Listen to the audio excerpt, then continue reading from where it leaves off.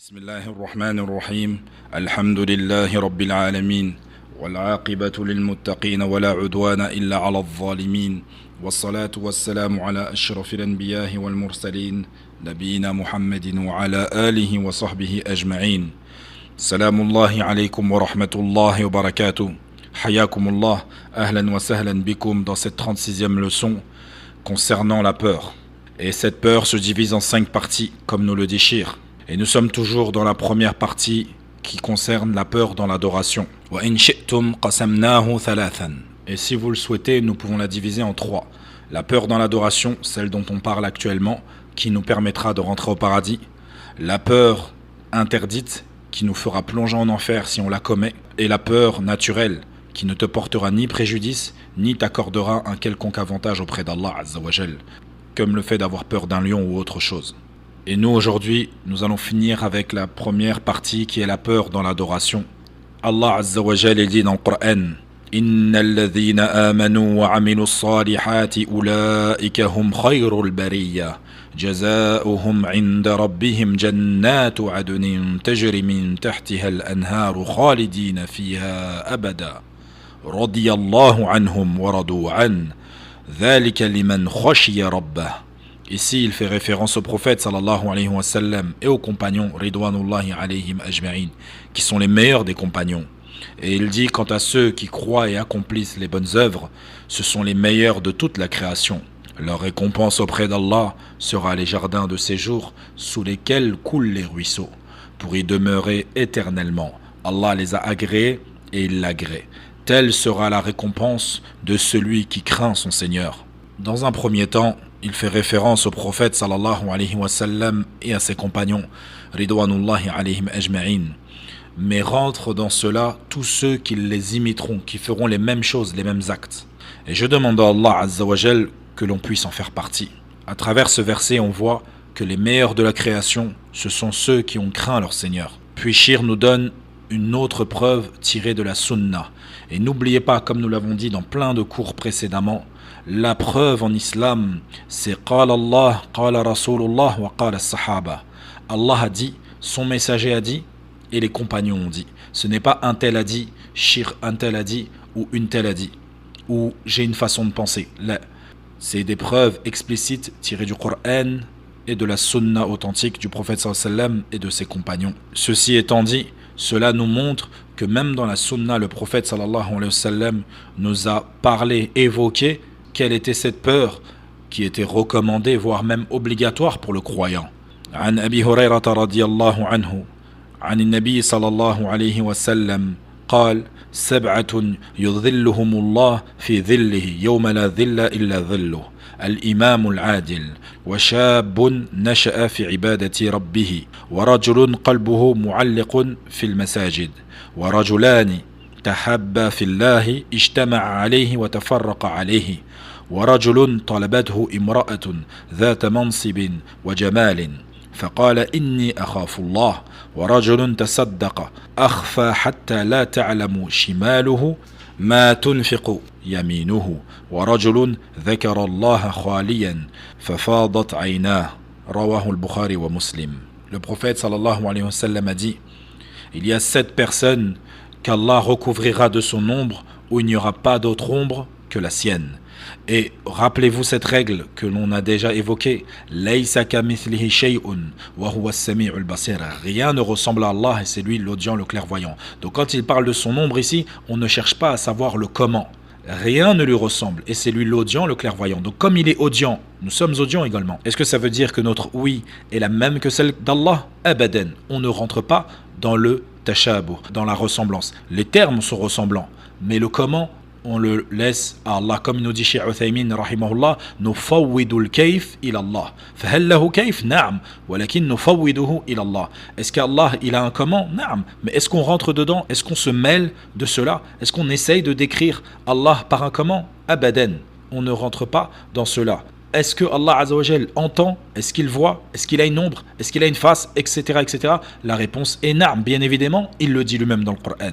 Est-ce que nous devons lui attribuer un comment? Non, nous ne lui attribuons pas de comment, car nous ne pouvons savoir comment est Allah Azza wa Jal. Ceci étant dit, An-Nabi sallallahu alayhi wa sallam nous dit, ce jour-là, 7 catégories de gens seront sous l'ombre d'Allah. Et parmi eux, il y a le dirigeant équitable. Il y a un jeune homme qui a grandi dans l'adoration d'Allah. Il y aura un homme dont le cœur est attaché aux mosquées. Également 2 hommes, 2 personnes qui s'aiment en Allah, se réunissent pour lui et se séparent pour lui. Un homme qui sera appelé par une femme à la tentation, et cette femme aura une haute situation et sera d'une grande beauté.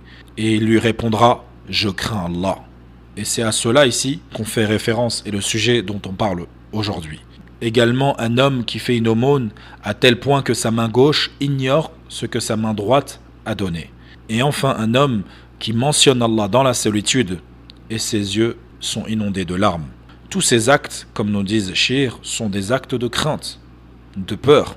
Mais en particulier, c'est le fait de ce jeune homme qui est appelé à faire un acte interdit et qui dit « Je crains Allah », alors que toutes les tentations sont réunies pour qu'il tombe et succombe à sa passion. Et quand il dit « Je crains Allah », c'est-à-dire « Je connais mon Seigneur, je sais qui il est, j'ai peur de lui avec crainte, avec effroi, et je le redoute ». Et rappelez-vous ce qu'on a évoqué dans le cours précédent, concernant ces termes que je viens d'employer.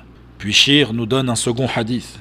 D'après Shaddad ibn Aws, radiallahu anhu, le prophète sallallahu alayhi wa sallam a dit « Allah a dit, par ma puissance et ma grandeur, je ne réunirai pas pour mon serviteur 2 sécurités, ni 2 peurs. S'il se sent à l'abri de moi dans cette vie présente, il me redoutera le jour de la résurrection. Et s'il me craint dans cette vie présente, je le mettrai à l'abri le jour où je regrouperai mes serviteurs. » Parmi les grandes règles de jurisprudence que les savants nous enseignent dans ce hadith et dans la croyance, c'est que Allah a droit de jurer par ce qu'il veut. Quant à nous, en tant que serviteurs, nous n'avons droit de jurer que par Allah Azza wa Jal ou par ses attributs. Et on jure que par ce qui est venu dans la sunna authentique et dans le Coran. Qui concerne Allah Azza wa Jal, exemple, on peut dire « Wa bi'izzatillah » je jure par la puissance d'Allah. Également dans ce hadith, Allah tabaraka wa ta'ala nous dit clairement qu'il ne réunira pas 2 peurs et 2 sécurités. Sachez que ce soit le désobéissant ou l'obéissant, tous 2 doivent craindre Allah Azza wa Jal et doivent avoir peur de lui. Quant au mécréant et à celui qui commet la turpitude et des péchés, doit avoir peur du châtiment d'Allah. Et quant au croyant qui fait le bien et qui ne tombe pas dans la turpitude, etc., il doit craindre Allah Azza wa Jal dans le fait qu'Allah Azza wa Jal peut lui accorder tout ce qu'il désire et au final le châtier, car il n'est pas sincère ce serviteur. Il a la sensation et la prétention de pouvoir tromper Allah par sa mauvaise intention, mais Allah Azza wa Jal sait. Donc il montre aux gens des choses de piété, de crainte, mais au fond de son cœur, il n'a aucun espoir, il n'a aucune peur. Et ceci fait qu'il pense ruser avec Allah, alors que c'est Allah qui ruse avec lui, en lui donnant et en le laissant faire ce qu'il fait, en lui laissant gagner ce qu'il gagne, être ce qu'il est. Donc que tu sois croyant ou mécréant, si tu désobéis à Allah, tu dois craindre son châtiment, le châtiment de l'enfer. Et si tu es croyant, mais si tu es croyant et que tu ne fais pas de grands péchés, tu dois également craindre Allah Azza wa Jal et avoir peur de lui, car ton intention peut te faire défaut. Et ceci est la ruse que tu emploierais, même si tu t'en rends pas compte face à Allah, mais au final c'est Allah qui ruse face à toi, car il te donne tout ce que tu désires.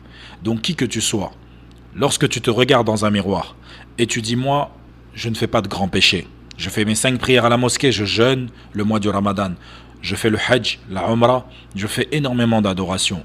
Et avec cela, tu rajoutes, moi j'ai pas peur du châtiment d'Allah, car je suis un homme bon, je fais le bien. Wallahi, je te conseille de craindre Allah Azza wa Jal et à la ruse qu'il emploie, qu'Allah nous préserve d'être aveuglés. Quant au second, Shir nous dit, c'est la peur dans l'association. Wa huwa an yakhaf al-'abdu min ghayri Allahi ka jinniyin wa mayyitin wa ghayrihima ka khawfihi min Allahi aw ashad. Shir nous dit que c'est le fait de craindre autre qu'Allah, comme les djinns, les esprits, les morts, comme on craindrait Allah tabaraka wa ta'ala, ou encore plus qu'on craindrait Allah. Et ceci est du shirk, dans la peur. Et comme toujours, Shir nous donne des preuves tirées du Coran et il argumente par la parole d'Allah Azza wa Jal.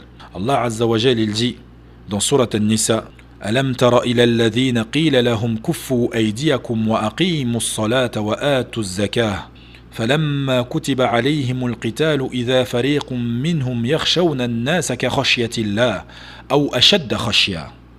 Allah tabaraka wa ta'ala nous dit: N'as-tu pas vu ceux auxquels on avait dit abstenez-vous de combattre, accomplissez la prière et acquittez la zakat. Puis lorsque le combat leur fut prescrit, voilà qu'une partie d'entre eux se mit à craindre les gens comme on craint Allah, ou même d'une crainte plus forte encore.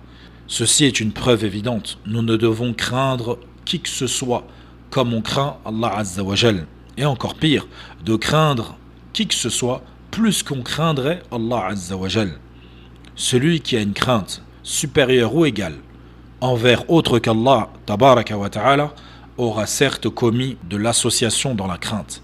Penses-tu que autre qu'Allah peut être shadidul iqab, ou encore shadidul adab, ou également azizun zuntiqam, ou ala kulli shay'in qadir, également la ya'juzuhu shay'un fil ardi wala fis sama?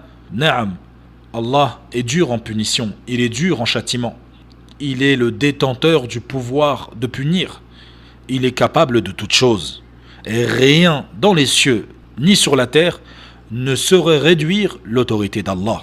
Et sache que personne ne peut ruser face à Allah, personne ne peut précéder Allah tabaraka wa ta'ala. Comment donc des serviteurs peuvent craindre autre qu'Allah comme on craint Allah? Comment des gens peuvent avoir peur des créatures comme on a peur d'Allah? Et là on parle de créatures qui n'ont pas le pouvoir de te faire peur. Donc sache que quiconque craint ou a peur d'une créature comme on a peur d'Allah, comme on craint Allah, il aura certes donné un égal à Allah Azza wa Jal. Puis Shir al-Wasabi nous donne une autre preuve tirée du Coran. Dans Surat Ali Imran, Allah Azza wa Jal il dit: Innama dhalikum ash-shaytanu yukhawwifu awliya'ahu fala takhafuhum wa khafuni in kuntum mu'minin. C'est le diable qui vous a fait peur de ses adhérents.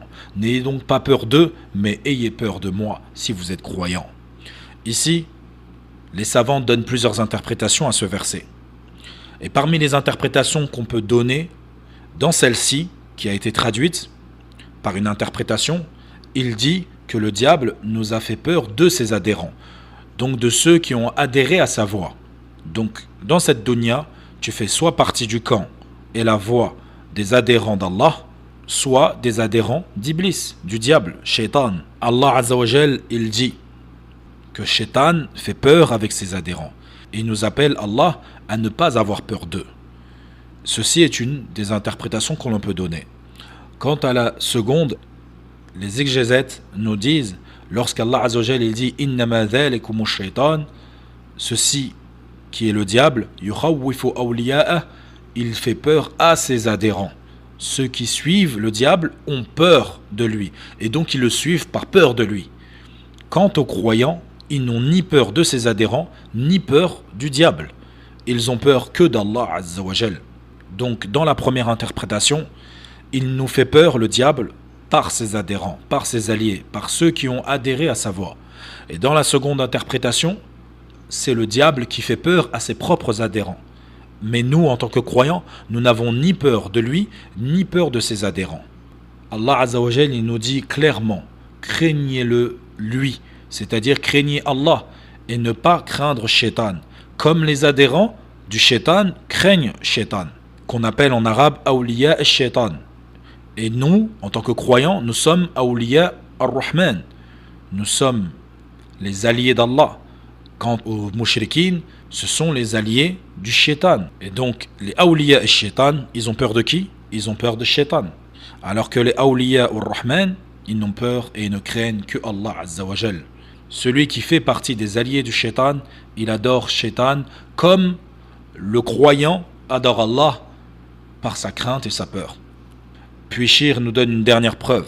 Allah tabaraka wa ta'ala, il dit Fala takhshawun nas wakhshawni. Ne craignez donc pas les gens, mais craignez-moi. Craignez qui? Craignez Allah Azza wa Jal. فنكتفي بهذا القدر ولنا بقية وصلى الله وسلم على نبينا محمد وعلى آله وصحبه أجمعين.